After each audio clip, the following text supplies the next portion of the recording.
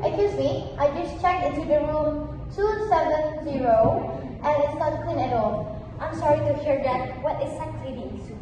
The room is so dirty and the floor is so sticky and the bathroom hasn't been cleaned and there's a strange smell.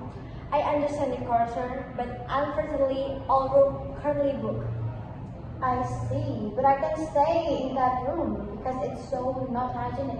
I understand. I'll ask housekeeping to clean your room again right away. Okay, that would help. But I am worried it won't solve everything. Is there anything else that you can offer? I'm afraid we can switch room, but I can offer a refund or discount for tonight. I appreciate the offer, but honestly, I'll prefer a clean room over a discount. I completely understand. I'll ask housekeeping to prioritize your room, and it should be done in 30 minutes. Alright, I will wait in the lobby and please keep me updated. Sure, I'll come find you as soon as it's ready. Once again, I apologize for inconvenience. Thank you. I hope it's resolved soon. Thank you. Please let me know if the cleaning doesn't meet the expectation. Let me know immediately.